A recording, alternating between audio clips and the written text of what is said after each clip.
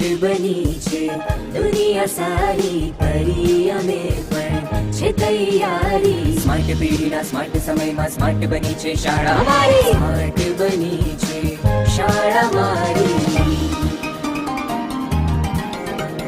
गणित न लागे अघरू मुझने भाषा लागे प्यारी प्यारी ज्ञान अने विज्ञान ની સાથે હવે થઈ છે દોસ્તી યારી स्मार्ट बनी छे शाळा मारी ત્યાં છે સૌ સંસ્કારી રોચક ને રોમાંચક ભણતર શિક્ષકોએ વાત સ્વીકારી સ્માર્ટ બની। હેલો વિદ્યાર્થી મિત્રો, કેમ છો બધા? અમારી યુટ્યુબ ચેનલ સ્માર્ટ ક્લાસમાં આપનું સ્વાગત છે। તો આજે આપણે ધોરણ 7નો પ્રથમ પાઠ એટલે કે લેસન નંબર 1 રાજપૂત યુગના નવા શાસકો અને રાજ્યો એના વિશે આપણે જોઈશું। આપણે આની પહેલાં ધોરણ 8નો પ્રથમ પાઠ વિશે તમે લોકો ભણી ગયા। હવે આપણે ધોરણ 7નો લેસન નંબર 1 આજે આપણે સ્ટાર્ટ કરીશું। જુઓ મિત્રો, રાજપૂતો વિશે આપણે સૌ થોડા જાજુ જાણતા જોઈએ છીએ કે ભાઈ રાજપૂત શબ્દ ક્યાંથી આવ્યો? તો રાજપૂત એટલે શું? તો કે ભાઈ રાજપૂત એટલે રાજપુત્ર કે રાજાનો દીકરો, એના નામ ઉપરથી રાજપુત્ર ઉપરથી રાજપૂત શબ્દ આવે છે। અને 14મી સદીના ભાટો એટલે કે બારોટ, જે લોકો પાસે બધો ઇતિહાસ હોય, આપણો જે બધી જ જ્ઞાતિઓનો ઇતિહાસ હોય, એ લોકોએ રાજપૂત નામ આપ્યું। રાજપુત્રોને 36 કુળના ધરાવતો સમૂહ કહ્યો। કોણે? ભાટોએ રાજપૂતોને 36 કુળ કે બધા જ સંસ્કાર, બધા જ ગુણથી સંપન્ન એવો સમૂહ તરીકે એને નામ આપ્યું રાજપૂત। 14મી સદીમાં ભાટો આ નામ આપે છે। હવે જોઈએ રાજપૂત શાસકો, રાજપૂત અલગ અલગ વંશોમાં આપણે આ પાઠમાં જોઈશું। તો ઈસવીસન 700 થી ઈસવીસન 1200 આ 500 વર્ષના સમયગાળામાં 700 થી 1200 500 વર્ષના સમયગાળા દરમિયાન ઉત્તર ભારત અને દક્ષિણ ભારતમાં રાજપૂત યુગની સ્થાપના થાય છે। જો રાજપૂતો છે એ ઘણા બધા વંશો એના આવે, જે આપણે આગળ જોઈશું। ઉત્તર ભારતમાં ઘણા વંશો આવશે, દક્ષિણ ભારતમાં પણ ઘણા રાજપૂત વંશો આપણે ભણીશું। એમાં આપણે શરૂઆત કરીએ તો શરૂઆતમાં તમે આગલા ધોરણમાં હર્ષવર્ધન અને પુલકેશી બીજા વિશે ભણી ગયા હશો કે હર્ષવર્ધન એક મહાન સમ્રાટ હતો અને ખૂબ જ મોટું સામ્રાજ્ય ઉત્તર ભારતમાં ધરાવતો હતો। એ જ હર્ષવર્ધન પછીનો સમયગાળો એ હવે આપણે આ પાઠમાં ભણીશું। તો ઉત્તર ભારતમાં હર્ષવર્ધન પછીના સમયગાળામાં શું થયું? તો કે ભાઈ હર્ષવર્ધન પછીના જે શાસકો હતા એ લોકો એટલા શક્તિશાળી ન હતા, સક્ષમ ન હતા, જેથી એમની નીચે જે પણ રાજાઓ હતા, એમના જે સૂબા હતા, એ લોકો પોતે સ્વતંત્ર થઈ જાય છે, પોતાનો વહીવટ સ્વતંત્ર રીતે કરવા લાગે છે અને નાના નાના ઘણા બધા રાજ્યો ઉત્તર ભારતમાં બની, જે પહેલાં એ હર્ષવર્ધનની નીચેના રાજાઓ કહેવાતા, એ રાજાઓ હવે સ્વતંત્ર થઈ જાય છે, કારણ કે ત્યાર પછીના શાસકો હતા એ એટલા શક્તિશાળી ન હતા અને નાના નાના સ્વતંત્ર રાજ્યમાં વિભાજન થઈ જાય છે। દક્ષિણ ભારતમાં પુલકેશી બીજાના મૃત્યુ બાદ પણ આવું જ કંઈક થાય છે કે ઉત્તર ભારતમાં હર્ષવર્ધનના મૃત્યુ બાદ તો દક્ષિણ ભારતમાં શક્તિશાળી રાજા હતો પુલકેશી બીજો। આ પુલકેશી બીજાના મૃત્યુ બાદ જે ઘણા બધા નાના નાના વંશોનો ઉદ્ભવ થાય છે, નાના નાના રાજ્યો હતા એ સ્વતંત્ર જાહેર થઈ જાય છે। ત્યારબાદ આપણે જોઈએ તો રાજપૂતો કેવા હતા? તો એમના ગુણો કેવા હતા? તો બહાદુર હતા। રાજપૂતો યુદ્ધમાં વીરગતિ પામતા પણ હાર સ્વીકારતા નહીં, મરવાનું પસંદ કરતા પણ રાજપૂતો યુદ્ધમાં કોઈ દી પીઠ દેખાડીને ભાગતા નહીં। બહાદુર હતા, ટેકીલા હતા, વચનને પાળતા। એક વખત જે વચન આપી દીધું હોય, આપણને ખ્યાલ છે, આપણે ભૂચર મોરીનો એક કિસ્સો છે, ક્યારેક આપણે એનો વિડીયો બનાવશું ક્યારેક। તો ભૂચર મોરીમાં તમને ખ્યાલ હશે કે ભાઈ અકબરના સૂબા સામે જામનગરના જામસાહેબ બાપુ જે છે એ લડે છે। શું કામ? કારણ કે એણે આશરો આપેલો હોય છે। તો વચન એકવાર આપી દીધું પછી એ વચનને પાળવા માટે પોતાના પ્રાણોની આહુતિ પણ આપી દેતા રાજપૂતો। અને ગૌ બ્રાહ્મણની પ્રતિપાલક હતા, એટલે કે ગાયોની રક્ષા કરતા, બ્રાહ્મણોનું રક્ષણ કરતા। રાજપૂતાણીઓનું વીરત્વ પણ એટલું જ વિખ્યાત હતું કે રાજપૂતાણીઓ હતી એ હસતા મોઢે પોતાના દીકરાને, પોતાના પતિને યુદ્ધ મેદાનમાં મોકલતી અને જરૂર પડીએ પોતે પણ શસ્ત્ર ઉપાડી અને પોતે પણ લડવા જતી હતી। પોતાના દીકરાને અને પોતાના પતિને યુદ્ધ મેદાનમાં મોકલવા એ કોઈ સહેલી વાત નથી મિત્રો. તો પુત્રને અને પતિને હસતા મોએ યુદ્ધના મેદાનમાં વિદાય આપતી અને એ જ રાજપુરાણી જરૂર પડીએ હાથમાં શસ્ત્ર લઈ અને યુદ્ધ મેદાને લડવા પણ જતી અને જરૂર પડીએ સતી પણ થઈ જતી પોતાના પતિના મૃત્યુ બાદ. આપણે આગળ જોઈએ ઉત્તર ભારતના રાજ્યો. તો આપણે આ પાઠમાં ઉત્તર ભારત અને દક્ષિણ ભારત બે પાઠમાં આપણે જોશું. તો ઉત્તર ભારતની અંદર કયા હતા? તો કે ગુર્જર પ્રતિહાર સામ્રાજ્યના પતન બાદ કનોજનું ગઢવાલ રાજ્ય. ગુર્જર પ્રતિહારનું સામ્રાજ્ય ખૂબ જ મોટું હતું. તેના પતન બાદ કનોજનું ગઢવાલ રાજ્ય, બુંદેલખંડના ચંદેલો, માળવાનું પરમાર રાજ્ય, અણિલવાડના ચૌલુક્ય એટલે કે સોલંકી રાજ્ય, અણિલવાડ જે ગુજરાતમાં જ છે પાટણ પાસે, એ અણિલવાડના ચૌલુક્ય સોલંકી રાજ્ય, ડાહલનું ચેદી રાજ્ય અને શાકંભરીનું ચૌહાણ રાજ્ય. આ ઉપરાંત દક્ષિણ ભારત રાજસ્થાનનું ગોહિલ રાજ્ય. આ બધા રાજ્યો સ્થાપિત થયા ક્યારે? ગુર્જર પ્રતિહાર સામ્રાજ્યના પતન બાદ. હવે આ બધા જ રાજ્યો આપણે બુકમાં તમને ડિસ્ક્રિપ્ટિવ રૂપે આપેલા છે. તમને કદાચ વાંચવામાં કંટાળો આવતો હશે, કદાચ તમને સમજવામાં કોઈ ઇસ્યુ, કોઈ પ્રોબ્લેમ આવતા હશે, તો આપણે આમાં તમારી સુવિધા માટે અને સરળતાથી સમજવા માટે આપણે એના પાઠ પાડેલા છે. તો એમાં જે પ્રથમ રાજ્યનું સ્થાપના થઈ તો ગઢવાલ રાજ્ય. અહીં આપણે જોઈએ છીએ ગઢવાલ રાજ્ય ચંદ્રદેવે સ્થાપના કરી. પ્રથમ રાજા ગઢવાલ રાજ્યનો પ્રથમ રાજા કયો હતો? તો કે ચંદ્રદેવ, જેણે સ્થાપના કરી. કનોજ એની રાજધાની હતી. એ સિવાય કનોજ સિવાય બીજી અન્ય રાજધાની એણે કાશીને બનાવી. કનોજ તો હતી જ ગઢવાલ રાજ્યની રાજધાની ઓલરેડી. એના સિવાય પણ બીજી રાજધાનીની સ્થાપના કોણે કરી? તો કાશીની સ્થાપના કરી, જેને આપણે વારાણસી તરીકે અત્યારે ઓળખીએ છીએ.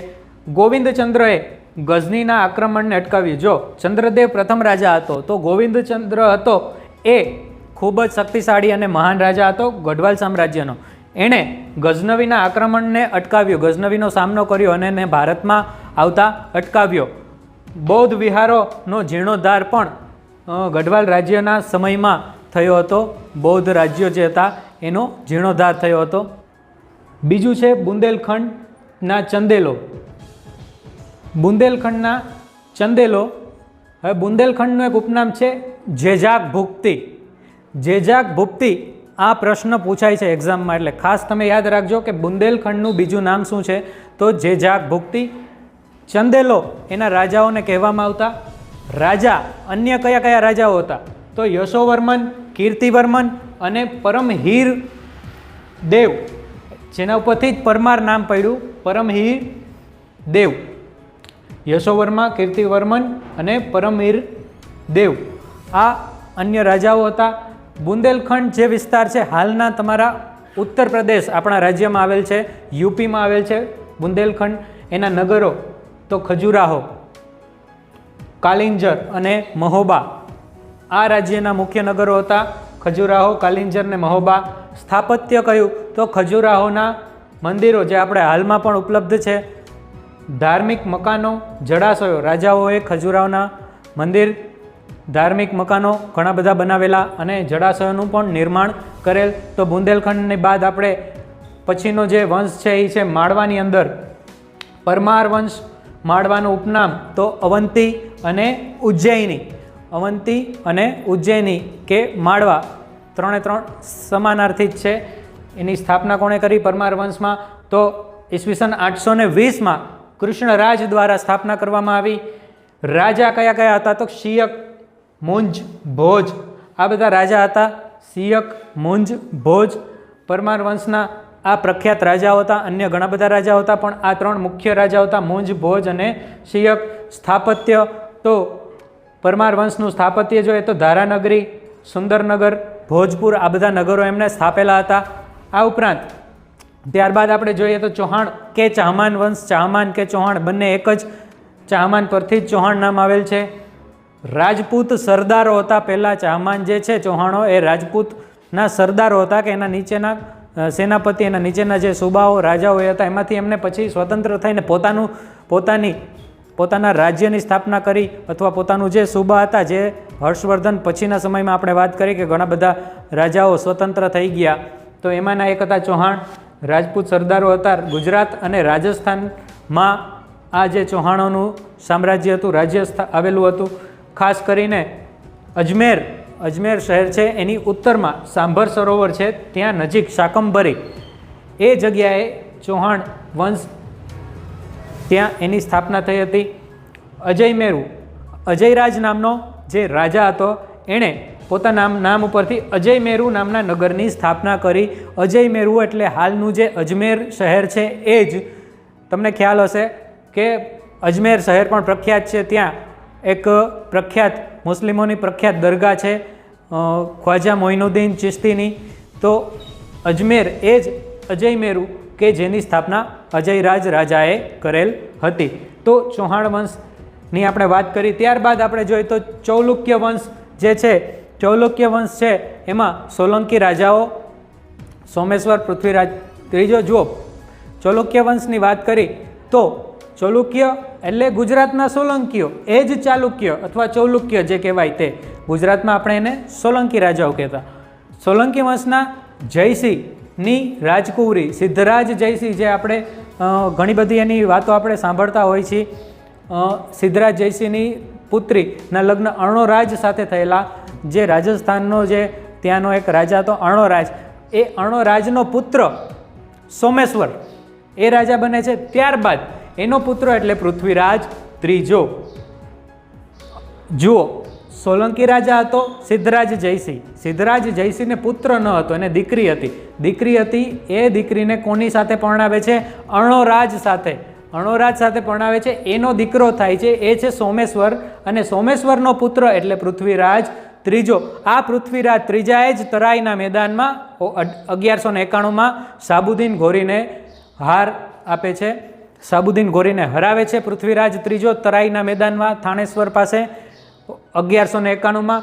પણ ત્યારબાદ 1192માં તરત જ ફરીથી સાબુદ્દીન ઘોરી આક્રમણ કરે છે અને એ બીજું જે યુદ્ધ થાય છે એમાં પૃથ્વીરાજની હાર થાય છે 1192ની સાલમાં. ત્યારબાદ જોઈએ આપણે તો આ ઉપરાંત આ બાજુ ગુજરાતની અંદર વાત કરીએ તો ગુજરાતની અંદર સોલંકી વંશની વાત કરીએ તો ઈસવીસન 756માં સરસ્વતી નદીના કિનારે ઉત્તર ગુજરાતમાં સરસ્વતી નદીના કિનારે અણહિલવાડ પાટણની સ્થાપના. હવે જો આપણને ખ્યાલ જ છે કે ભાઈ વનરાજ ચાવડાએ સ્થાપના કરી હતી, પછી અણહિલ ભરવાડ હતો, અણહિલ ભરવાડના નામ ઉપરથી અણહિલવાડ પાટણની સ્થાપના થઈ હતી. ગુજરાતમાં સૌરાષ્ટ્ર અને કચ્છમાંના વિસ્તારોમાં સોલંકીઓનું શાસન હતું કે જે મૂળ ચાલુક્ય વંશ એ ગુજરાતનો સોલંકી વંશ, બંને સેમ. ત્યારબાદ આપણે નગરોની વાત કરીએ તો સોલંકી વંશમાં વઢવાણ, દીવ, ઓખામંડળ, પાટગઢ એટલે કે હાલનું લખપત અને ભદ્રાવતી એટલે કે હાલનું કચ્છ, આ બધા વિસ્તારોમાં સોલંકીઓનું સામ્રાજ્ય હતું, એમનું શાસન ચાલતું હતું. ત્યારબાદ રાજાઓની વાત કરીએ તો મૂળરાજ, સોલંકી વંશનો પ્રથમ રાજા હતો મૂળરાજ. જુઓ, મૂળરાજની આપણે વાત કરીએ તો મૂળરાજ સોલંકી હતો. રાજા કેવી રીતે બન્યો? તો પોતે રાજા ન હતો, એના મામા હતા રાજા. જે ચાવડા વંશ હતો એની પહેલાંનો, એ ચાવડા વંશના રાજા હતા સામંતસિંહ ચાવડા. આ સામંતસિંહ ચાવડા હતા એ મૂળરાજના મામા હતા. એ મૂળરાજ જે છે એ મામાના ઘરે જ મોટો થયેલો હોય છે.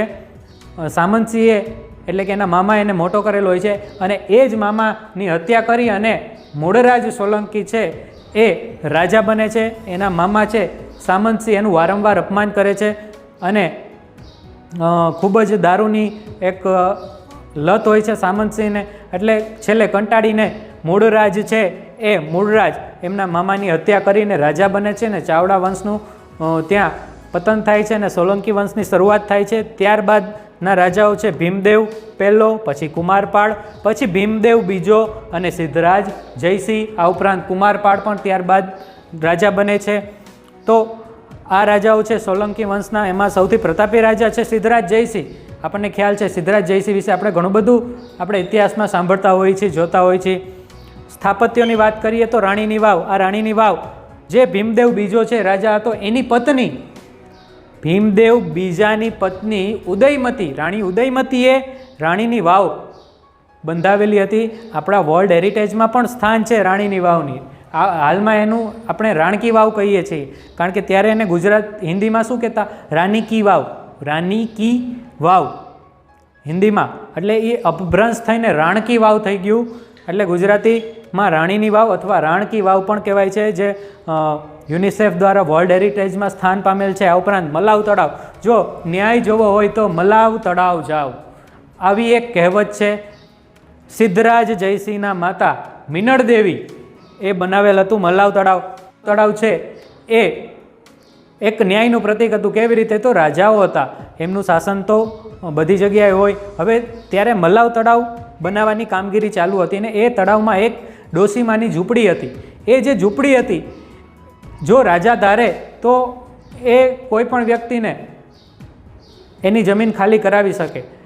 એટલે મિનળ દેવીએ એ ડોસીમાને કીધું કે ભાઈ તમે આ જગ્યા તમે ખાલી કરી દો તળાવ માટે, તો હું તમને બીજી જગ્યાએ એક સરસ મકાન બંધાવી આપીશ. પણ આ જે ડોસીમા હતા એ માન્યા નહીં.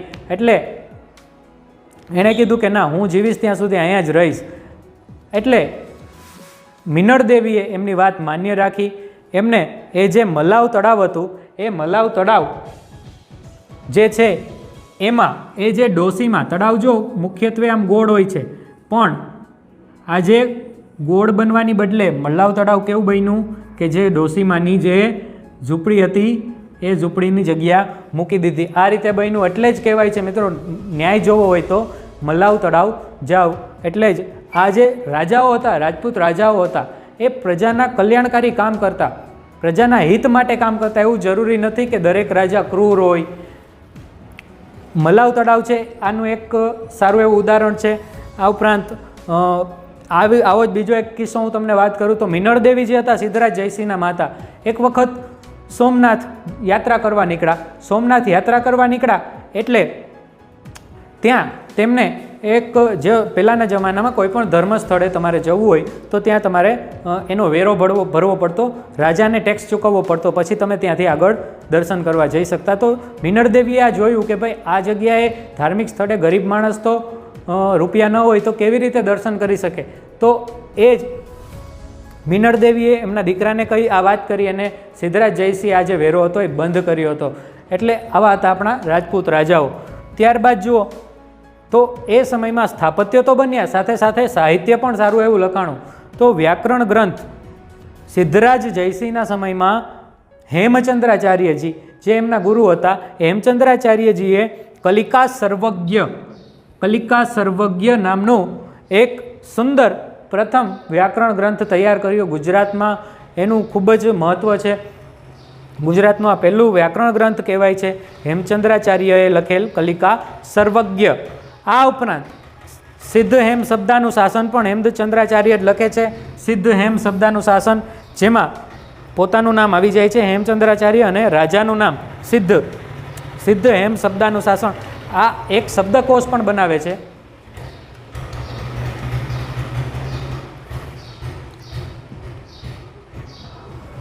વ્યાકરણ ગ્રંથ કલિકા સર્વજ્ઞ બનાવે છે. એમ જ સિદ્ધ હેમ શબ્દાનું શાસન નામનો એક શબ્દકોશ પણ હેમચંદ્રાચાર્યજી તૈયાર કરે છે. કે સિદ્ધ એટલે રાજાનું નામ સિદ્ધરાજ જયસિંહ અને હેમ એટલે પોતાનું નામ, એટલે સિદ્ધ હેમ શબ્દાનું શાસન. આ રીતે તમે યાદ રાખી શકો છો સરળતાથી. ત્યારબાદ કુમારપાળ ચરિત્ર. કુમારપાળ હોય છે એ સિદ્ધરાજ જયસિંહનો ભત્રીજો હોય છે. આપણે આગળ વાત કરી મિત્રો કે સિદ્ધરાજ જયસિંહને પુત્ર નથી હોતો, એટલે કુમારપાળ છે એનો ભત્રીજો છે. એ પાછળ જતા રાજા બને છે અને એના વિશે પણ હેમચંદ્રાચાર્ય એક પુસ્તક લખે છે જેનું નામ છે કુમારપાળ ચરિત્ર. વાઘેલા વંશની વાત કરીએ ત્યારબાદ તો વાઘેલા વંશ છે એ સોલંકીઓનો જ એક એની નીચે આવતા એના સુબા હતા. એટલે કે જે સોલંકીઓનું જે સામ્રાજ્ય હતું એની નીચે જે અલગ અલગ નાના તાલુકાઓમાં કે અલગ અલગ વિસ્તારોમાં જે સરદારો હોય એના સુબા હતા એ જ હતા વાઘેલા વંશ. પણ સોલંકી વંશ આખરે નબળો પડે છે અને વાઘેલા વંશ છે એ પોતે સ્વતંત્ર જાહેર થઈ જાય છે અને પોતે સત્તા ઉપર આવી જાય છે. તો એના રાજાઓ કોણ હતા? તો વીર ધવલ, વિશળદેવ, અર્જુનદેવ, સારંગદેવ. અને હવે એ સમયમાં વાઘેલા વંશના સમયમાં વસ્તુપાળ ને તેજપાળ એમના એક ખૂબ જ હોશિયાર, ખૂબ જ કુનેહ ધરાવતા, એક પ્રતિભાશાળી બુદ્ધિ શક્તિ ધરાવતા બંને ભાઈઓ હતા. વસ્તુપાળ અને તેજપાળ એમના મંત્રીઓ હતા, જેના લીધે ઘણા બધા વિસ્તારો જીતવામાં વાઘેલા વંશના રાજાઓને ઘણી બધી મદદ મળી. અને વસ્તુપાળ તેજપાળ દ્વારા ઘણા બધા બાંધકામો પણ બંધાવવામાં આવ્યા હતા તે સમયે. ત્યારબાદ જોઈએ તો પાલવંશ. પાલવંશ છે એનો સ્થાપક રાજા કોણ હતો? તો ગોપાલ. અને 750 થી 770 એટલે ફક્ત 20 વર્ષ પાલ વંશનું શાસન રહ્યું. ત્યારબાદ છેલ્લો આપણે જોઈએ તો સેન વંશ. પાલ વંશ બાદ વિજયસેન છે એ પાલ વંશના રાજાને હરાવીને વિજયસેન છે એ સેન વંશની સ્થાપના કરે છે. આ ઉપરાંત વિજયસેનનો પુત્ર બલ્લાલ સેન જે છે એ 2 પુસ્તક લખે છે. એનું નામ છે દાન સાગર અને અદ્ભુત સાગર. તો વિજયસેનનો પુત્ર છે બલ્લાલ સેન, એ સાહિત્ય જે લખે છે એનું નામ છે દાન સાગર અને અદ્ભુત સાગર. તો અહીંયા આપણે વાત કરી તો મિત્રો આપણે જોયું કે વાઘેલા વંશ પછી છેલ્લા રાજા હતા કર્ણદેવ વાઘેલા. ત્યાર પછી ભારતમાં ગુજરાતની અંદર આપણે જોઈએ તો દિલ્હીના નિઝામો જે છે, દિલ્હીના સુલતાનો છે, એ એમનું શાસન આવી જાય છે કર્ણદેવ વાઘેલા પછી. અને ત્યારબાદ અહમદ શાહ, બહાદુર શાહ, મોહમ્મદ બેગડો, આ બધા અલગ અલગ રાજાઓનું શાસન આવે છે ગુજરાતમાં. અને છેલ્લે મુઘલ સામ્રાજ્ય આવતા સલ્તનત કાળનું પણ ગુજરાતમાં પતન થાય છે અને મુઘલ સામ્રાજ્યની સત્તા અકબરના સમયમાં સ્થાપિત થઈ જાય છે. તો આપણે જોયું કે ભાઈ આપણો જે પાર્ટ 1માં આપણે આ બધા જ ઉત્તર ભારતના એટલે કે જે દિલ્હીથી લઈ અને ગુજરાત સુધીના જે વિસ્તારમાં અલગ અલગ રાજપૂત રાજાઓ હતા એમની આપણે વાત કરી. નેક્સ્ટ આપણા પાર્ટ 2માં આપણે વાત કરશું જે દક્ષિણ ભારતના રાજાઓ કયા કયા રાજપૂત રાજા હતા એમની આપણે વાત કરશું. મિત્રો, તમને જો અમારો વિડીયો પસંદ પડતો હોય તો તમે જરૂરથી લાઈક કરજો, અથવા તમને કોઈ પણ ઇસ્યુ હોય, કોઈ પણ પ્રશ્ન હોય તો કોમેન્ટ બોક્સમાં જરૂરથી લખજો. અમે જરૂરથી એનો તમારો રિપ્લાય પણ કરશું. આ ઉપરાંત જો તમને સમય હોય તો તમે કઈ જગ્યાએથી અમારો વિડીયો નિહાળો છો એ શહેરનું કે એ ગામનું નામ લખશો તો અમને પણ થોડો ખ્યાલ આવશે કે તમે ક્યાંથી જોઈ રહ્યા છો. તો ખૂબ ખૂબ આભાર મિત્રો. જય ભારત, જય હિન્દ.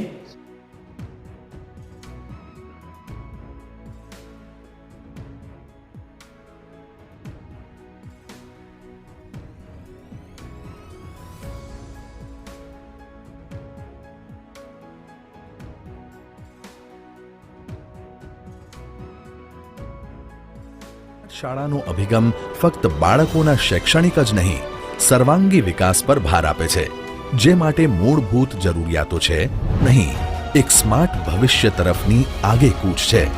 વિકસતા વિશ્વ સાથે